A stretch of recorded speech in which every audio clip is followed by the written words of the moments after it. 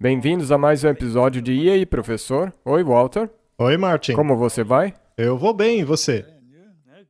Eu primeiro tenho que ver o que você vai fazer quando eu te cumprimento, para então ver o que eu posso falar depois disso. É como um jogo, Martin. Mas é um jogo legal. Obrigado. O prazer é meu? Vamos abrir com uma palavra de oração. Nosso Pai Celeste, obrigado. Obrigado pelas bênçãos que tu tens derramado sobre nós. E nós pedimos que tu nos abençoes mais uma vez com o Espírito Santo e abençoe essa conversa. Em nome de Jesus, amém. Amém. Muito bem, Martin. Hoje nós vamos falar a respeito da angústia de Jacó.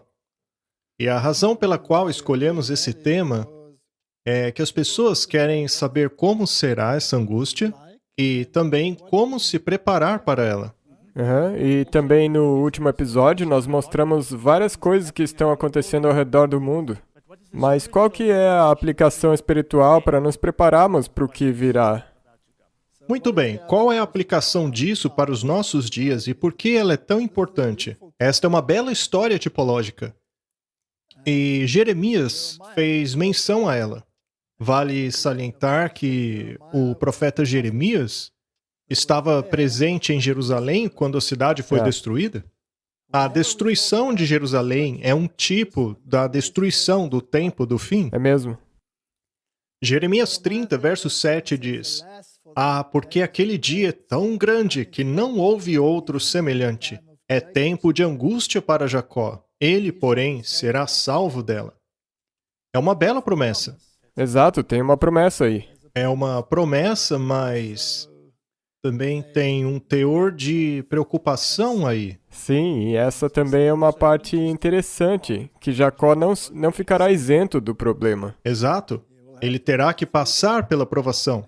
E sabemos que após este evento, Jacó teve o seu nome mudado. Este é um detalhe importante, pois aquele que passar por essa provação é que terá o seu nome mudado. É mesmo? De Jacó Para Israel. para Israel. De o enganador para Israel, aquele que lutou com Deus. Vamos para Gênesis 32 agora. Jacó estava retornando do seu exílio e estava a caminho de casa. Jacó seguiu o seu caminho e encontraram os anjos de Deus. E quando os viu, Jacó disse: Este é o exército de Deus. E chamou aquele lugar de Maanaim, que significa 2 exércitos. Muito interessante. E Jacó enviou mensageiros adiante de si a Esaú, seu irmão, a terra de Seir, território de Edom. E ordenou-lhes, dizendo: Assim direis ao meu senhor Esaú: Assim diz Jacó, teu servo: Como peregrino morei com Labão, e me detive lá até agora. E tenho bois e jumentos e ovelhas e servos e servas. E enviei para o anunciar ao meu senhor para que ache graça em teus olhos. É interessante que Jacó havia sido muito abençoado em seu período de ausência. Podemos presumir então que a Igreja de Deus também será abençoada antes da angústia. Pouco antes do confronto. Se você olhar o movimento adventista, verá que foi um movimento protestante bastante próspero. Os adventistas têm mais escolas e hospitais do que qualquer outra denominação na face da terra. Possui propriedades. Ela de fato prosperou. Com certeza. Mas um confronto está por vir.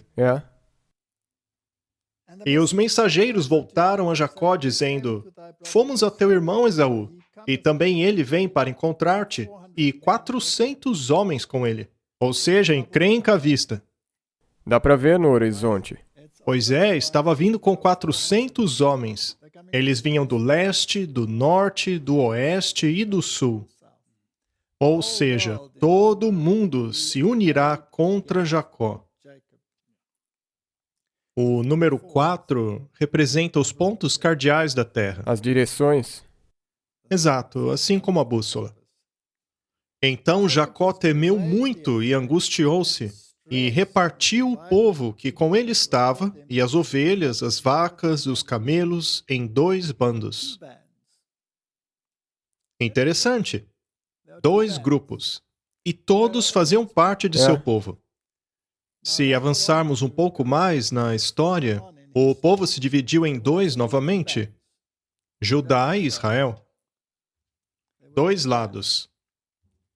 E aconteceu que um deles era mais inclinado a praticar o mal do que o outro. Mas nenhum dos 2 acabou performando de maneira excelente. Sim, Não é isso mesmo? é exatamente o que aconteceu. Será que não há 2 grupos dentro do Adventismo também? Sim, Aqueles que se apegam ao testemunho, assim como aos mandamentos, e aqueles que reconhecem os mandamentos, mas não têm muito tempo para o testemunho. sim, Seria possível? eu acho que é possível. Bem, a tipologia mostra que vai ser assim. Muito bem, então houve 2 grupos. E o verso 10 diz: Não sou digno de toda a bondade. Pois no verso 9 ele ora dizendo: Ó Deus de meu pai Abraão, Deus de meu pai Isaque, ó Senhor que me disseste, volte para a tua terra e para os seus parentes, e eu o farei prosperar. Eu não sou digno de toda bondade e lealdade com que trataste o teu servo. Quando atravessei o Jordão, eu tinha apenas o meu cajado, mas agora já possuo 2 caravanas. 2 grupos. Ele os dividiu em 2 grupos. Livra-me, eu te rogo, das mãos do meu irmão Esaú, porque eu tenho medo que ele venha nos atacar e fira tanto a mim como as mães e as crianças. Martin, quem é o inimigo aqui? Esaú? E ele está determinado a se vingar, não é? Sim, Ele queria destruí-los. Jacó havia deixado Labão para trás. Ele deixou todas as nações lá atrás. Mas o problema dele era Esaú. Ele, na verdade, se você quiser pôr dessa maneira, veio da Babilônia. Exato. Então ele vai enfrentar Esaú. Esaú. A questão é, quem é Esaú hoje? Seria um O irmão dele. Então, ou seja, um cristão. Seria um cristão. Sendo assim, quem nós haveremos de confrontar? Seria o Esaú antitípico. Exatamente, as igrejas cristãs apóstatas. Agora, em relação à obediência em termos de casamento, qual dos 2 filhos foi obediente? Jacó ou Esaú? Jacó, com certeza. Ele queria procurar uma esposa e encontrou uma esposa, mas infelizmente... Entre seus parentes, não é? Exato. Sim, esse é um ponto muito importante. Sim. Esse parentesco significando da mesma fé. Exato. E daí ele foi enganado. Ele foi enganado. Ou seja, não foi a escolha dele. Não, mas nós sempre somos enganados no tocante a essas coisas. Mas a intenção dele estava Exato. correta. A intenção estava correta. Mas Esaú, ele foi procurar esposas entre os ismaelitas. Primeiro os cananeus, depois os ismaelitas. Acontece que ele foi um grande desgosto para os seus pais. Neste caso, podemos equiparar tipologicamente os pais ao próprio Deus. E Esaú foi aquele que intencionalmente tomou esposas de nações diferentes. Portanto, podemos esperar que o Esaú antítipo faça aliança com igrejas diferentes. Eu acho que o Esaú antítipo ama o movimento ecumênico. Eu disse antes que seria igrejas apostatadas, mas também poderia ser cristãos apostatados. Exato. Vamos continuar então. Capítulo 32, verso 11. Livra-me, peço-te, da mão do meu irmão, da mão de Esaú, porque eu o temo, porventura não venha e me fira, e a mãe com os filhos. E tu disseste, certamente te farei bem, e farei a tua descendência como a areia do mar, que pela multidão não se pode contar. E depois de passar ali a noite, escolheu entre os seus rebanhos um presente para o seu irmão Esaú. Ele então lista os vários presentes que enviou diante dele. Verso 17. E ordenou ao primeiro, dizendo: Quando Esaú, meu irmão, te encontrar e te perguntar, dizendo: Quem és? E para onde vais? E de quem são estes diante de ti?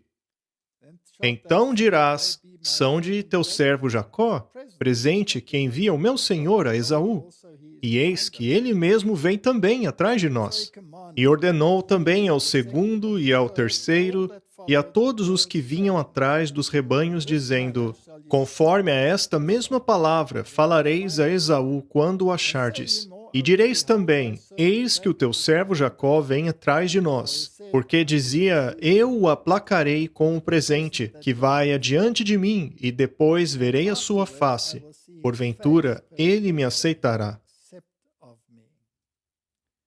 Jacó enviou pessoas na frente dele para Esaú. Bem, Esaú não fez nada com eles. Não.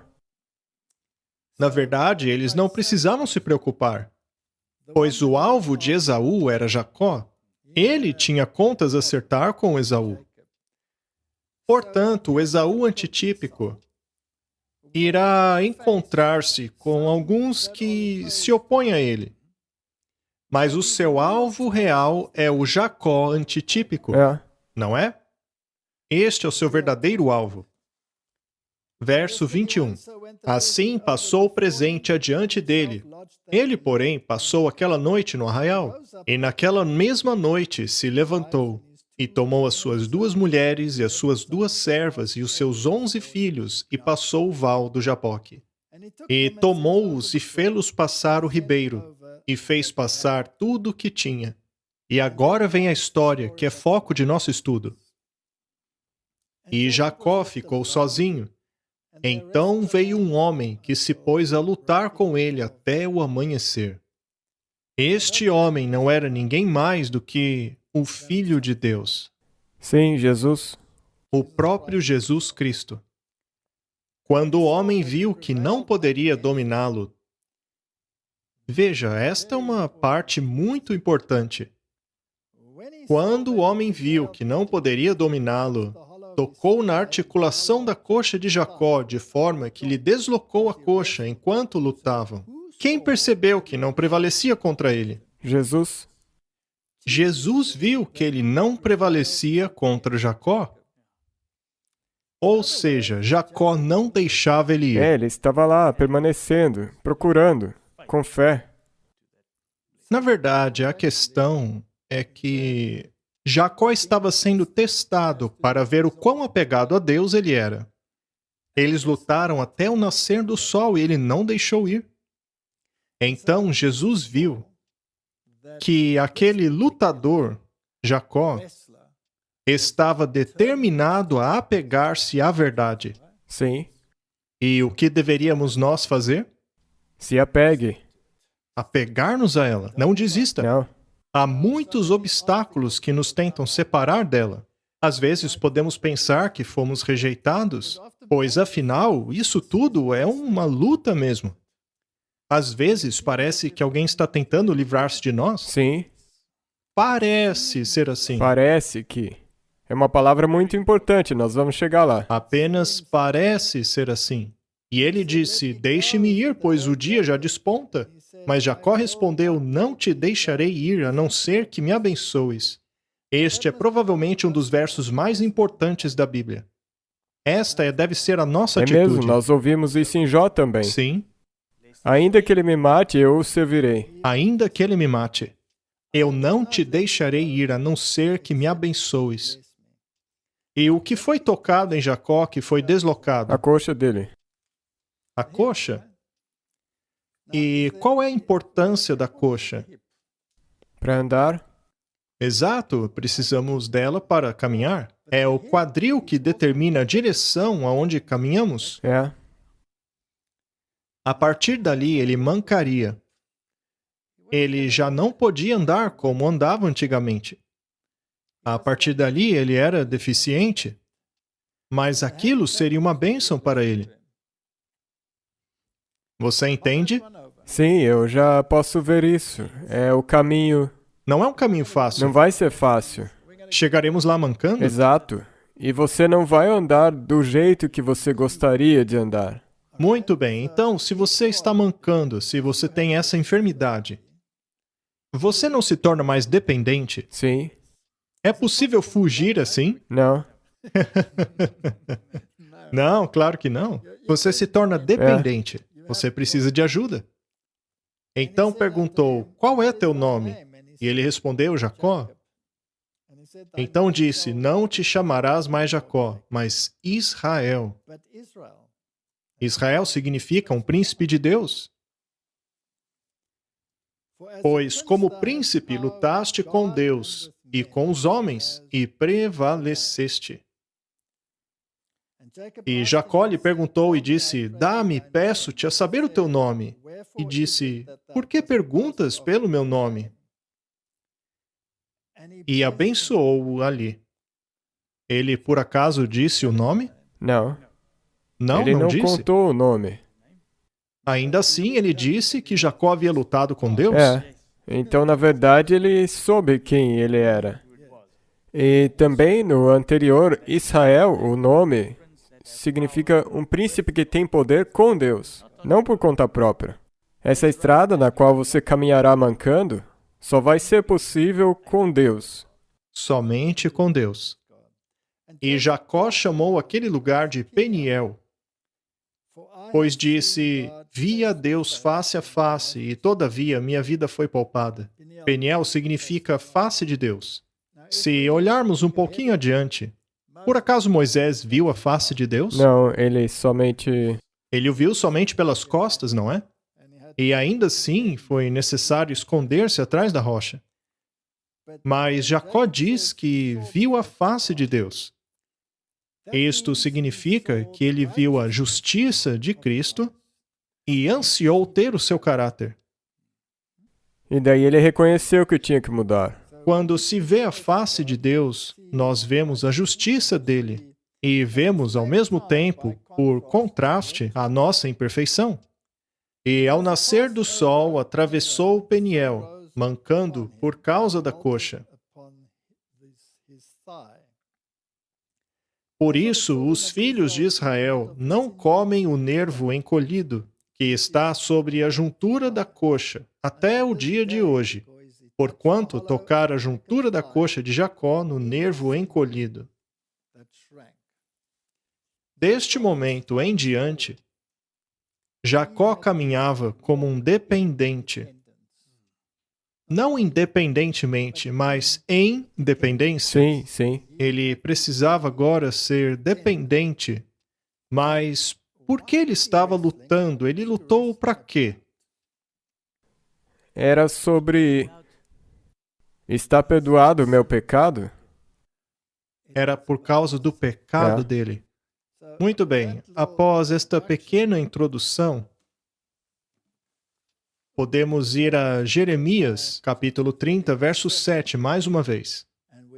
E Jeremias nos diz: ah, quão grande é aquele dia! Não há outro como ele. É o tempo da angústia de Jacó, mas ele será preservado dele.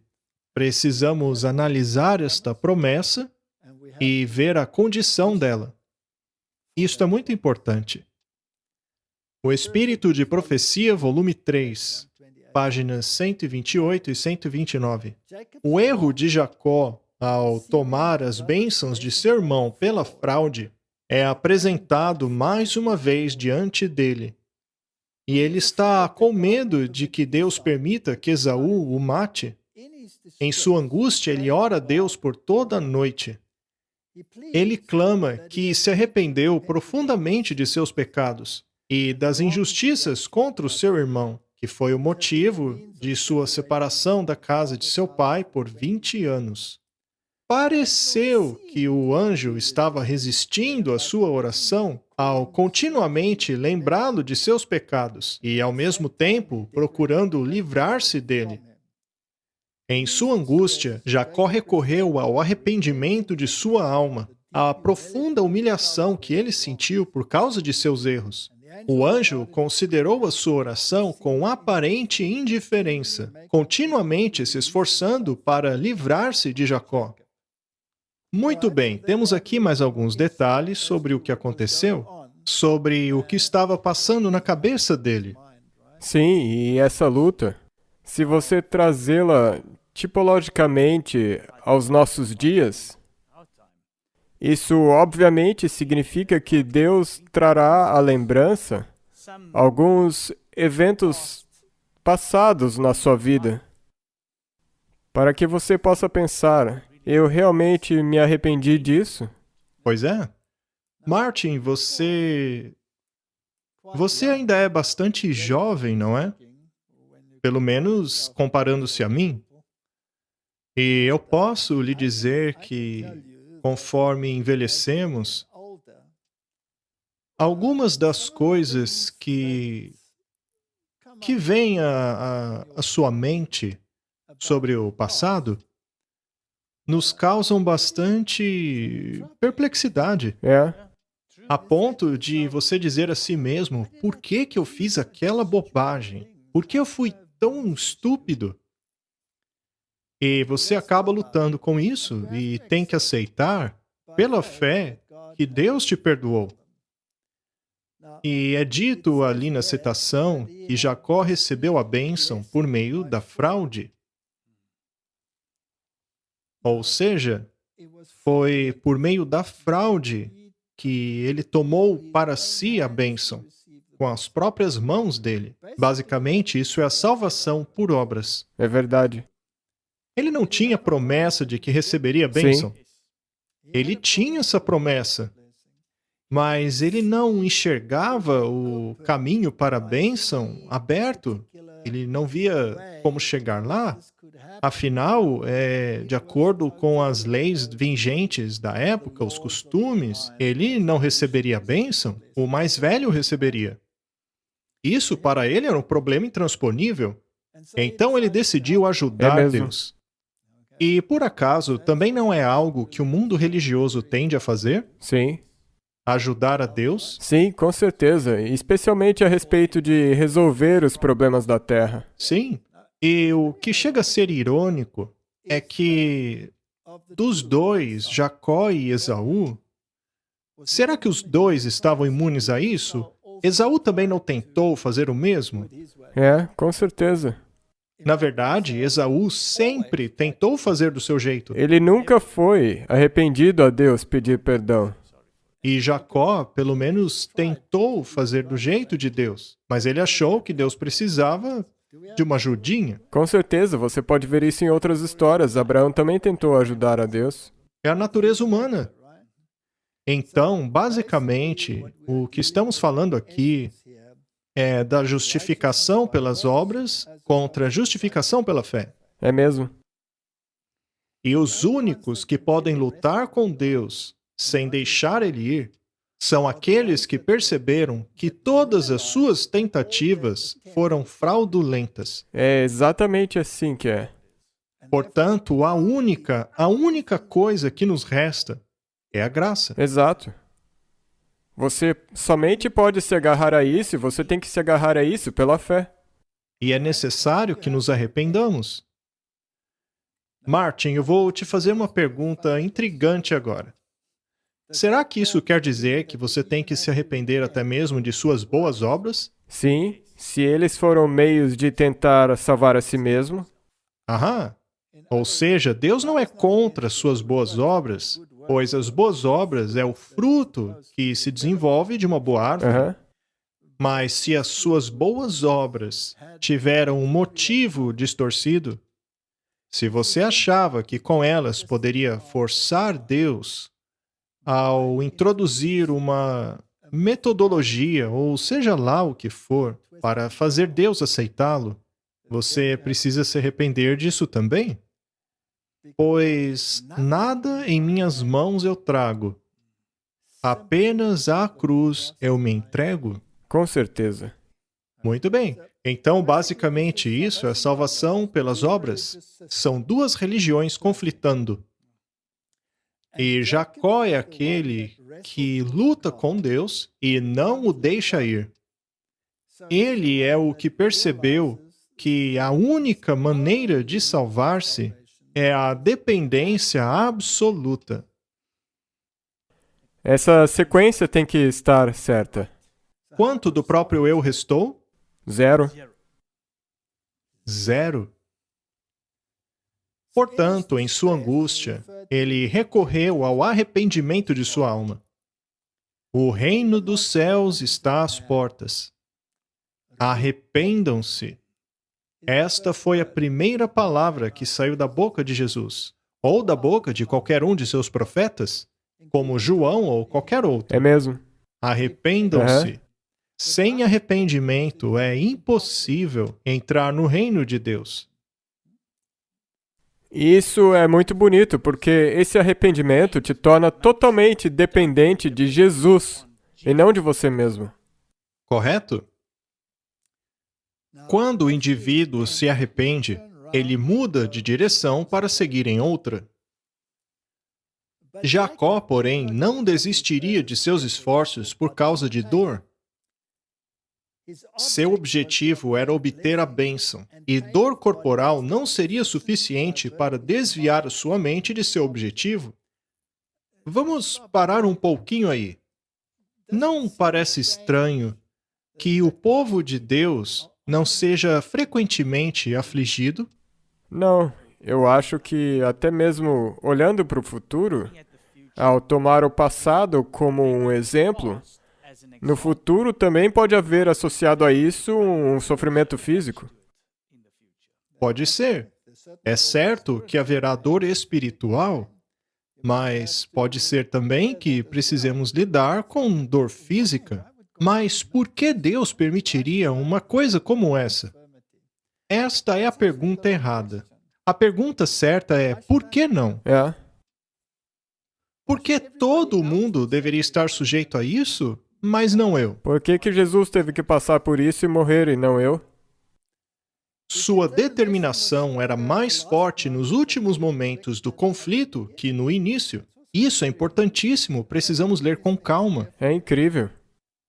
Ele, na verdade, cresceu na fé enquanto estava lutando. Às vezes nós precisamos lutar para que a nossa fé cresça. Eu não sei quanto a você, Martin, mas às vezes, quando não consigo dormir, é uma verdadeira luta. É mesmo, a mente fica lutando o tempo inteiro. E geralmente isso acontece por volta de 1:30 da manhã. Sua fé tornou-se ainda mais perseverante.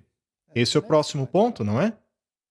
Até o fim, até o nascer do dia, ele não deixou o anjo ir até que o abençoasse. E ele disse: Deixe-me ir, pois já é dia.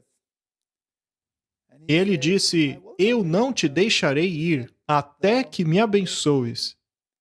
E o anjo então perguntou: Qual é seu nome? Ele disse: Jacó. E ele disse: Seu nome não será mais Jacó, mas Israel. Pois como um príncipe lutaste com Deus e com os homens, e prevaleceste. Então, porque ele lutou com Deus e não o deixou ir, e também por cumprir aquelas outras exigências, ele foi chamado de Israel. Antitipicamente, quem é Israel? Os filhos de Deus, Qualquer um que luta com os Deus justos. e vence, Os justos. E como você pode se tornar justo? apenas por apropriar-se da justiça de Cristo. Exato. Na verdade, não é a sua justiça. Pois é. Ele segurou o anjo até obter a bênção que queria e a certeza do perdão de seus pecados. Eu vejo que você grifou a questão do perdão dos pecados. Se você confessar os seus pecados, Ele é fiel. ele é fiel não é? Exato. E ele te limpará de quanta injustiça? De toda. Toda ela. Agora, será que você tem pecados, Martin, dos quais nem se lembra? Com certeza. E como lidamos com isso? Abra sua Bíblia em Salmos 19.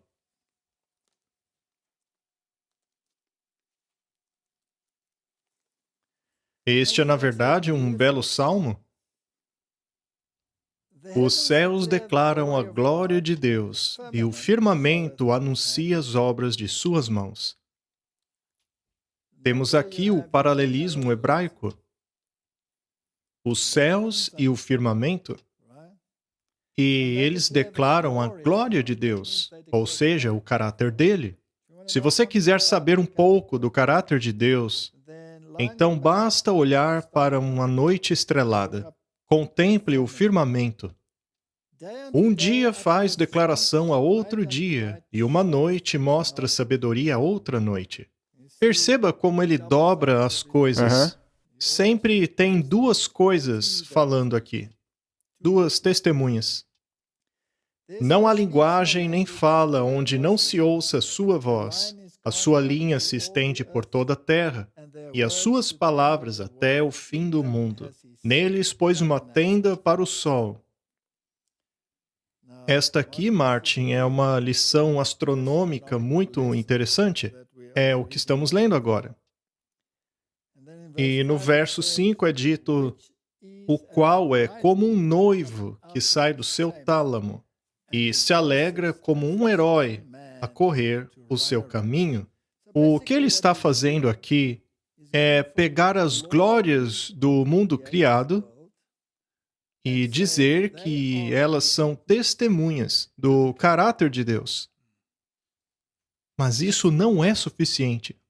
Não é suficiente que o mundo inanimado testemunhe do caráter de Deus, pois há muitas pessoas neste mundo que amam a natureza. Sim. São fanáticos pela natureza. Eles morreriam por ela. Mas pode ser que estejam muito longe de Deus. Mesmo, exatamente. Eles reconhecem a magnificência da criação. Mas eles não reconhecem o Criador. E também não reconhecem as condições. Agora vamos para outras definições. Temos então uma criação perfeita, mas é preciso mais do que isso.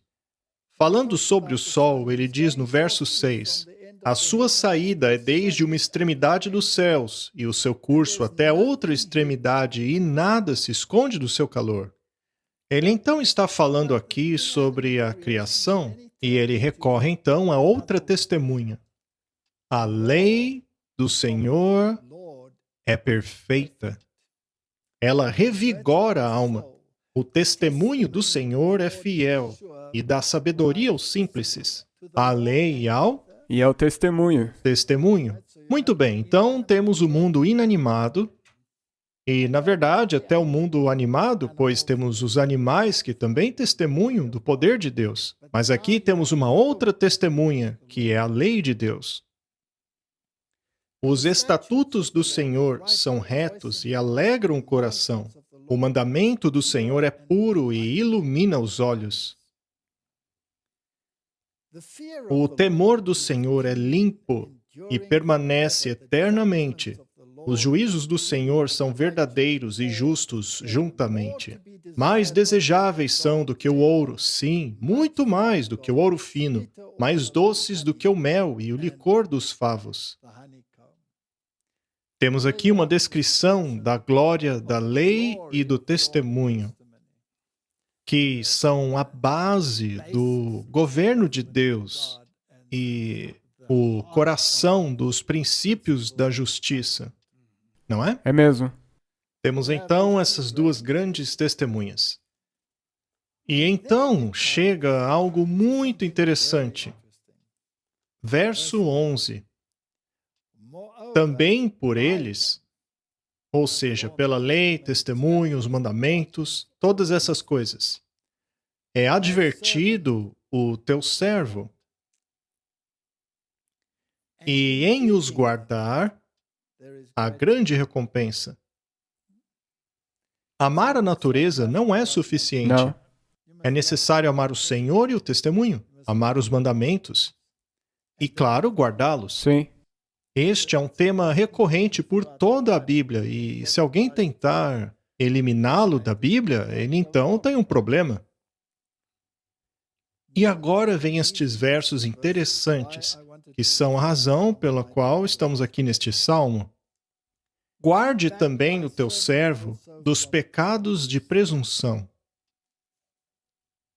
Guarde o teu servo dos pecados de presunção. Ou seja, Senhor, me impeça de fazer arrogantemente aquilo que eu sei que é errado, pois fui advertido na palavra e no testemunho de que este não é o caminho correto a se seguir.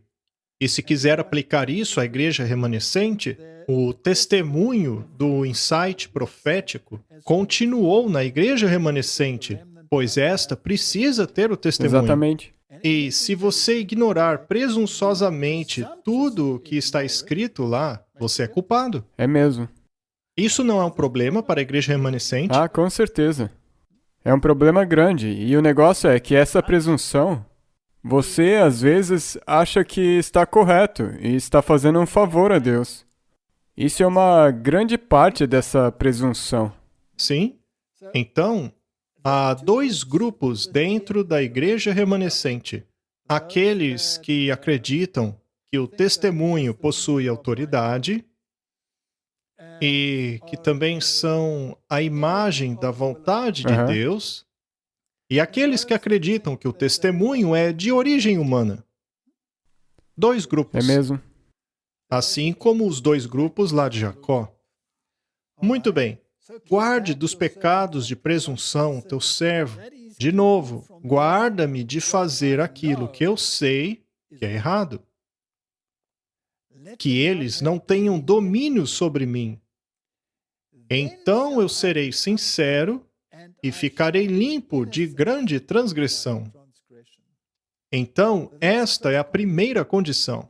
Se algo foi revelado na Bíblia, no espírito de profecia, e você sabe que aquilo é certo, e você não faz, então é pecado. Agora, vamos voltar um pouco, Martin, lá no verso 11. Também por eles é advertido o teu servo. Advertido por quem? Pelos preceitos de Deus. E ao guardá-los, há grande recompensa. E agora ao verso 12, vamos lá. Quem pode entender os seus próprios erros? Purifica-me das minhas faltas ocultas. Quem pode entender os seus erros? Martin, nós somos tão caídos que nem sequer compreendemos a profundidade de nossa Não condição. mesmo. Não sabemos. E nós, frequentemente, achamos que somos bons, os certinhos, e nem sequer sabemos que somos miseráveis, cegos e nus. Portanto, Deus colocou isso em seu programa e Ele diz: purifica-me das minhas faltas ocultas. Outras traduções colocam faltas escondidas. É algo de que eu nem sequer tenho consciência. Guarda o teu servo dos pecados de presunção, que eles não me dominem. Há aqui duas categorias mencionadas: os pecados dos quais tenho consciência, os quais pratico deliberadamente, o que é presunção, e aqueles dos quais eu sequer tenho conhecimento. Mas Deus pode me tornar consciente deles com o tempo, progressivamente. Ah, eu achava que aquilo era certo, mas hoje eu sei que não é. E você tem que se arrepender de ambos. E temos que nos arrepender de ambos. Será então que Deus nos perdoa daquilo que não sabemos? Sim. Mas quando Ele te revela e você quebra, então é um pecado de presunção. Uma vez que esta condição é cumprida, ou melhor, estas condições, então você é inocentado de suas transgressões. Sejam agradáveis as palavras da minha boca e a meditação do meu coração perante a tua face, Senhor, rocha minha e redentor meu. Aqui nós temos tanto a justificação como a santificação. Sem a justificação, estaríamos encrencados. E sem a santificação, não veremos Deus. Exato. Então, se você for a essa garantia do perdão dos pecados, quando aqui diz que você tem até mesmo pecados escondidos, arrependa-se deles e peça a Deus que Ele te perdoa. E daí, quando Ele te mostrar, continue se arrependendo e pare com eles. Exato. Quando você chegar na minha idade, Martin, você finalmente não terá defeito nenhum. Você acredita nisso? Não. Como assim? Não. Muito bem, não vamos nem chegar nesse ponto, tá? Mas nós devemos apenas, por meio da oração, nos apegarmos, não deixarmos que Ele vá, a menos que Ele nos abençoe. Fiquemos longe dos pecados presunçosos e peçamos que Deus nos purifique de toda injustiça. Exato. O negócio é que nenhum pecado do qual você não se arrependeu pode ser perdoado. Nós devemos nos arrepender de todos os nossos pecados. Precisamos nos conscientizar de que o pecado é uma coisa abominável. E o salário do pecado é a morte. Morte eterna. Então, hoje nós temos a chance de se arrepender dos nossos pecados. E se lembrar de que isso será um processo contínuo até que nós vejamos a Jesus. Cada homem morre uma vez e depois vem o seu juízo. Portanto, de acordo com a Bíblia, não existe segunda chance. Se você quiser fazer a coisa certa, tem que ser agora. Continuemos. Foi Cristo que esteve com Jacó naquela noite, com quem ele lutou e a quem ele perseverantemente se apegou até receber a bênção.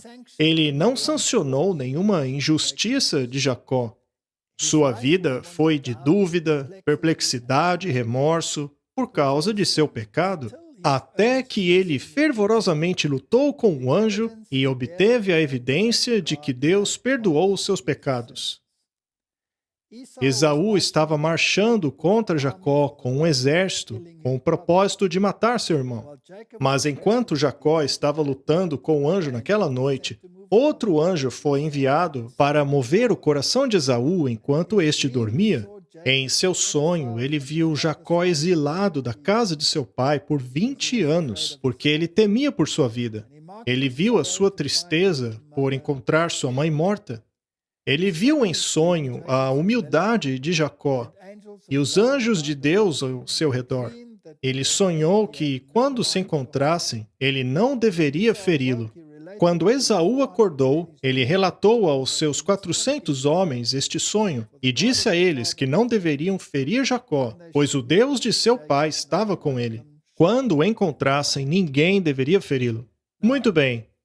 Quais foram as circunstâncias que compeliram Esaú a não machucarem Jacó? A intercessão de anjos. Exato, foi a intercessão de anjos. Não foi uma mudança de caráter. Precisamos entender isso. Deus irá preservar o seu povo. Até mesmo diante do fato de que não há arrependimento no coração do Esaú antitípico. Exato. Será a intercessão de anjos que preservará o Jacó antitípico. E isso também traz à mente aquele verso que diz: se Deus é por nós, quem será contra nós? Os anjos de Deus irão à frente. Algumas pessoas interpretam isso dizendo que, uma vez que o coração de Esaú foi mudado, devemos entreter relacionamentos econômicos com Esaú. Mas a resposta é não, porque Esaú nunca se arrependeu. Exato. A Jacó eu amei, mas a Esaú odiei. Mas Deus nunca odiou Esaú, mas sim o que ele praticava. Jacó e Esaú representam duas classes. Nós vimos duas classes na história toda.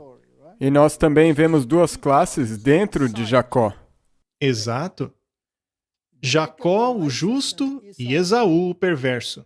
A angústia de Jacó, quando ficou sabendo que Esaú estava marchando contra ele com 400 homens, representa a angústia dos justos quando o decreto de morte sair, logo antes da vinda do Senhor. Martin, se não fossem por esses estudos tipológicos, a Bíblia seria uma letra morta? E no que você então poderia se apegar para encontrar esperança nesse tempo para o qual nós estamos rumando? A Bíblia é um livro vivo. Suas histórias devem ser aplicadas em nossa vida hoje. Cada uma destas histórias devem ser vistas como tipos para nós hoje. Conforme os perversos se reúnem em torno deles, eles se encherão com angústia, pois assim como Jacó, não vem como salvar suas vidas. O anjo ficou diante de Jacó, e ele se apegou a ele e o segurou, e lutou com ele a noite toda. Assim também farão os justos, em seu tempo de angústia e tribulação. Lutarão com Deus em oração, assim como Jacó lutou com o anjo. Em sua angústia, Jacó orou toda a noite por livramento das mãos de Esaú. Os justos, em sua angústia mental, clamarão a Deus dia e noite por livramento das mãos dos perversos que os rodeiam. Estamos caminhando para esse tempo de angústia. É possível ver o cerco se fechando. Dá para ver Esaú vindo no horizonte. Esaú está chegando. Ele está chegando pelo leste, chegando pelo norte, pelo oeste, chegando pelo sul. E ele tem um objetivo: eliminá-lo. Ele quer acabar com você e tudo ao seu redor.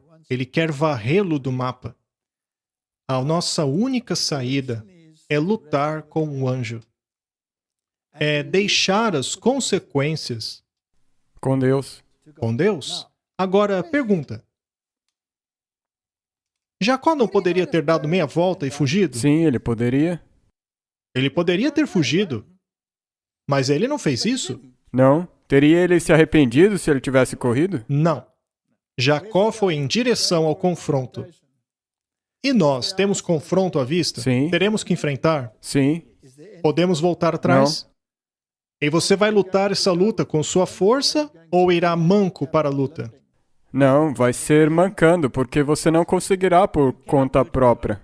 Você terá que se agarrar ao anjo, a Jesus. Nós não temos defesa alguma, nada. Nossa força será incapaz de qualquer coisa. Nós não gostamos de estar nessa condição, mas se não estivermos nessa condição, não venceremos. Vamos dar uma olhada nas condições que devemos estar no tempo de hoje.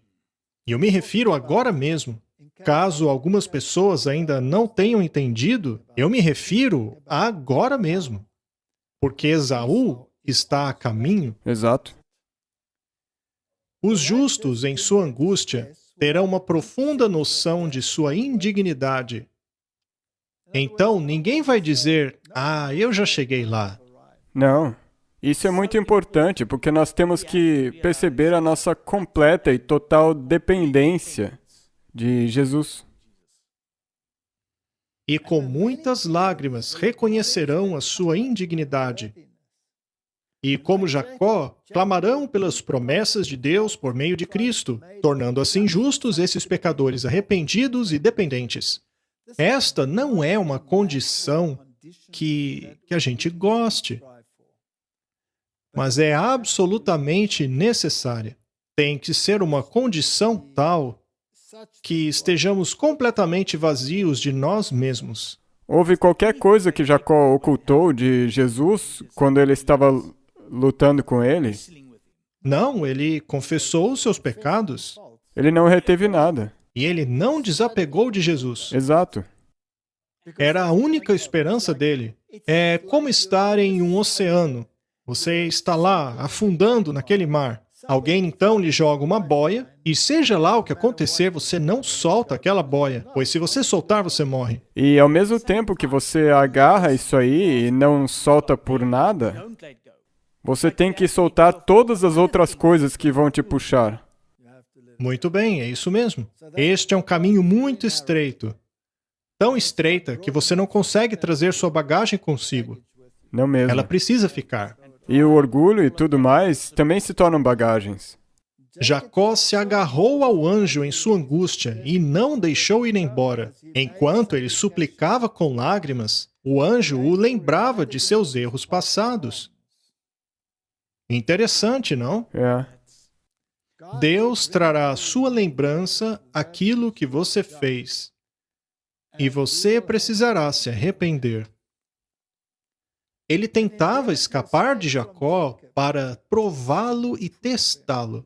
Da mesma maneira, os justos, no dia de sua angústia, serão testados, provados, a fim de manifestarem a força de sua fé, sua perseverança, sua confiança inabalável no poder de Deus para livrá-los. Seremos provados no crisol. Passaremos pelo fogo. É. Você tem que comprar de Deus ouro refinado no fogo. Exatamente. Deus não teria ouvido a oração de Jacó e misericordiosamente salvo sua vida se ele não tivesse se arrependido de seu erro de buscar a bênção pela fraude. Algumas pessoas dizem, no futuro eu resolvo isso. Aham.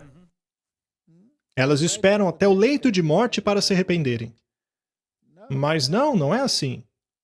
Você precisa entender que está errado e se arrepender antes disso. Você tem que fazer isso agora mesmo.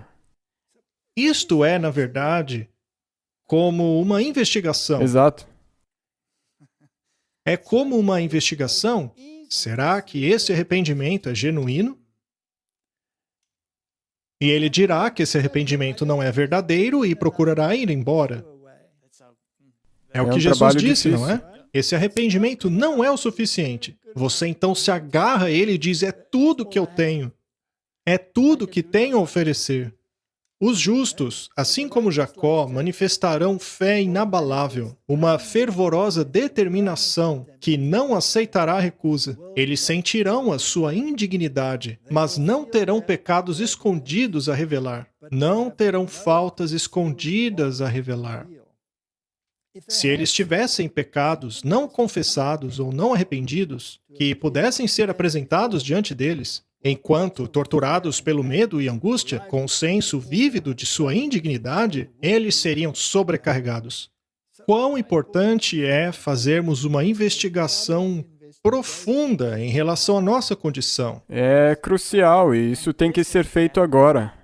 Porque, como nós acabamos de ler e essa tipologia de Jacó lutando com o anjo nos conta, isso tem que ser feito exatamente agora, porque não vai haver tempo para fazer tudo isso quando o problema grande chegar.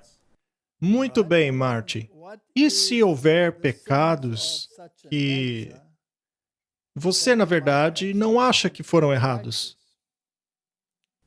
Deus vai ter que te ajudar e mostrar a você que não é assim. E se você tiver, por exemplo, suposições malvadas? E se você olhar para os seus irmãos e irmãs em busca dos erros deles, e, por comparação, você estiver, na verdade, se exaltando em comparação a eles, isso não precisa de arrependimento? Tem que ser assim, porque isso forma parte da bagagem que você não pode carregar com você.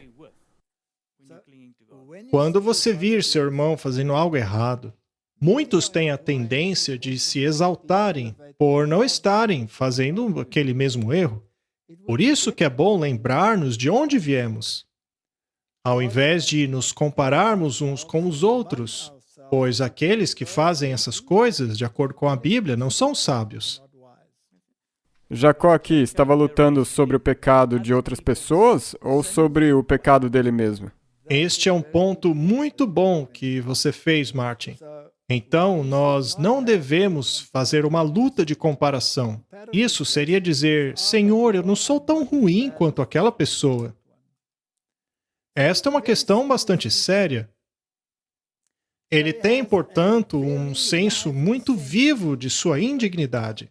Martin, isso vai na cara daqueles que são perfeccionistas. Sabe, é exatamente isso. Porque quando você vai ao perfeccionismo e a qualquer um desses, mais uma vez isso mostra você e não a Deus. Sim, isso é comparação. É comparar-se com os outros. E, de acordo com a Bíblia, isto não é sábio. O desespero acabaria com a fé deles e não poderiam ter confiança para clamarem a Deus, pedindo por livramento, e seus preciosos momentos seriam gastos em confessar pecados escondidos, lamentando a sua condição sem esperança.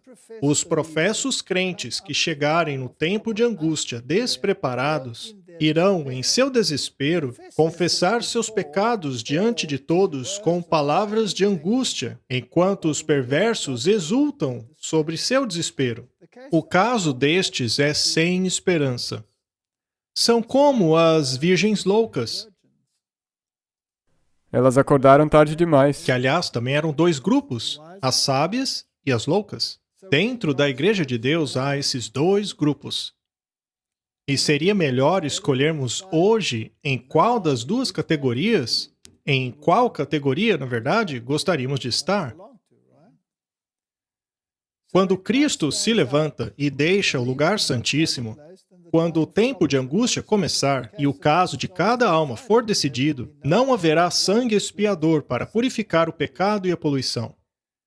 A hora de se arrepender é agora. Mas lembrem-se de que o arrependimento é algo muito pessoal.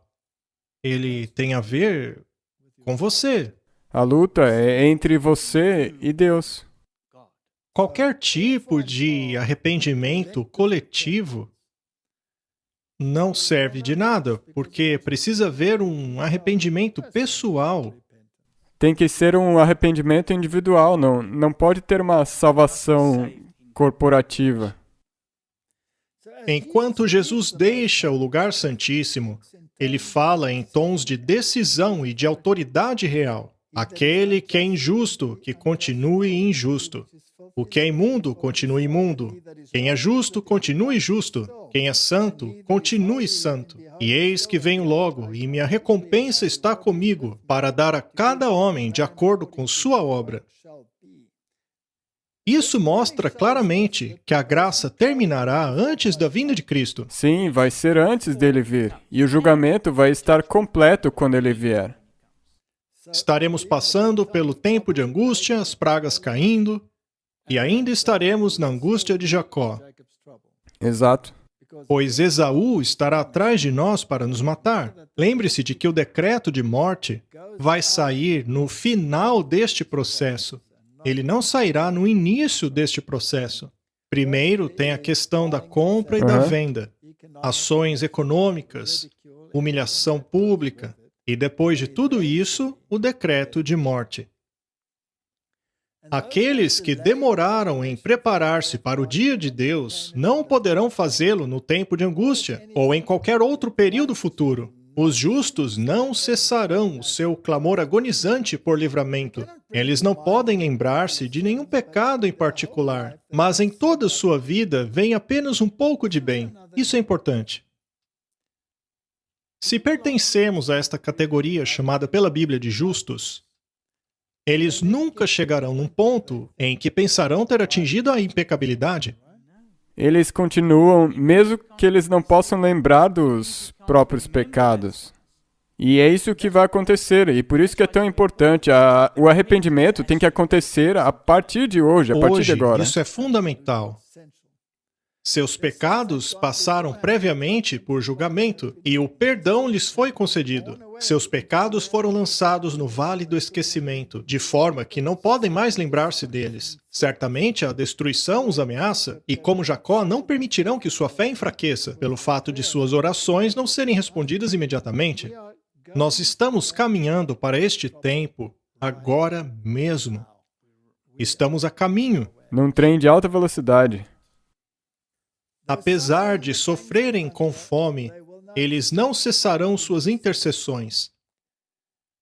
Os tempos de angústia irão requerer um esforço fervoroso e fé determinada, capazes de suportar a demora e a fome, e que não falharão na fraqueza, apesar de severamente testadas. O período de teste é o tempo dado a todos para prepararem-se para o dia de Deus. Se qualquer um negligenciar esta preparação e não der ouvidos às advertências dadas, eles não terão desculpa.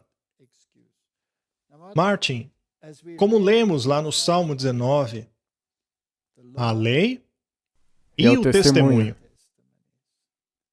Temos que estar alertas contra a presunção.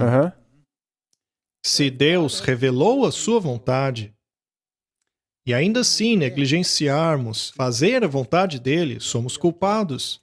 Agora vou te perguntar outra coisa. Eu vou fazer uma pergunta diferente. Suponha que eu negligencie a leitura destas advertências. Eu também não serei culpado? Com certeza, porque daí como você poderia saber o que Deus poderia ter te revelado? Muito bem. Agora, mesmo neste mundo, seria a ignorância da lei uma desculpa para quebrá-la? Infelizmente, não. Até mesmo neste mundo injusto, a ignorância da lei não é desculpa para quebrá-la. Minha pergunta então é: a ignorância daquilo que Deus revelou, não seria ela também um caminho para a perdição? É mesmo, você não vai poder usar a desculpa para Deus e dizer, não, desculpa, eu estive muito ocupado para saber disso. Muito bem. E se você se chama de cristão, se você professa ser um cristão guardador dos mandamentos e acredita na lei e no testemunho, por que então não estuda a lei e o testemunho? Você tem que, não tem como ser de outra maneira, porque, como diz em Salmo 19, se você não estudar, você pode estar sob a presunção. E porque você não estudou, Deus não pôde revelar nada a você, porque você estava usando os seus próprios pensamentos. Eu li recentemente no Espírito de Profecia. Eu li ontem mesmo, na verdade. Eu li ontem à noite que há aqueles que ignoram os testemunhos a seu próprio risco. Mas também há aqueles que guardam em seu coração esses testemunhos. E estes serão preservados de todas as falsas ideologias e doutrinas e filosofias que surgirão, que virão como um dilúvio. É por isso que é importante estudar o espírito de profecia. E também isso diz que existe uma preparação. Nós estamos na preparação. Eu estava pensando que a época que nós estamos vivendo hoje é como a sexta-feira antes do sábado. Nós estamos no dia de preparação, mas vai ser difícil, porque no sábado vai ter 1000 anos de descanso. A razão pela qual há tão pouco exercício da fé verdadeira e tão pouco peso da verdade sobre muitos professos crentes é por sua indolência nas coisas espirituais. Você viu, Martin? É exatamente aquilo que estávamos falando. Indolência, ou seja, preguiça, não queremos ler e estudar. Nós não vamos atrás. Nós temos os testemunhos. Está lá na sua prateleira, mas você não lê. E ainda que não esteja na prateleira, eles estão na internet gratuitamente. Podemos lê-lo, ouvi-los por audiolivros, nem precisamos comprá-los. Indolente é alguém que também diz, não é muito confortável. Alguns não Eu querem, não quero. são preguiçosos.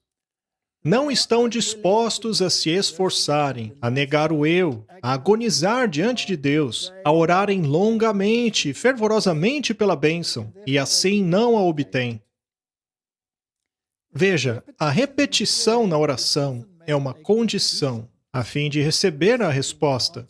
Não porque Deus queira ser vingativo, mas é porque Ele está testando a sua fé. Agir em você é para o seu próprio bem. E precisamos nos esforçar? Eu estou me esforçando pela minha vontade ou me esforçando pela vontade de Deus? Pois às vezes, se eu quero uma resposta, devo estar disposto a receber um não, Não também é resposta. Isso mesmo, 100%. E às vezes você pode estar achar que está fazendo algo por Deus. E na verdade está trabalhando contra Ele, porque você não estuda o suficiente. A fé que permanecerá através do tempo de angústia precisa ser exercitada diariamente hoje. Aqueles que não fazem poderosos esforços agora para exercitarem perseverante fé estarão totalmente despreparados para exercitarem esta fé que os habilitará a ficarem de pé no dia de angústia. Precisamos ser capazes de suportar a prova. Precisamos ser capazes de suportar a demora. Veja, no slide anterior também tem uma menção à fome. E ela também pode ser física. Esse tempo de angústia vai ser tal como o mundo nunca viu antes. Então qual é o nosso dever? Preparar para esse tempo, agora. Sim? E se você fizer isto, a Bíblia promete que aquele que fez uma boa obra em você irá certamente... A fruição. Sim, ele vai concluir a obra. Martin, este então é um resumo do que significa passar pela angústia de Jacó. Aonde estamos no curso da história hoje. E também é um alerta para não nos tornarmos presunçosos. Não devemos achar que somos mais especiais do que os outros. Quanto mais perto você se aproximar de Cristo, mais indigno você se verá aos seus olhos. Mas não significa que você não vale nada.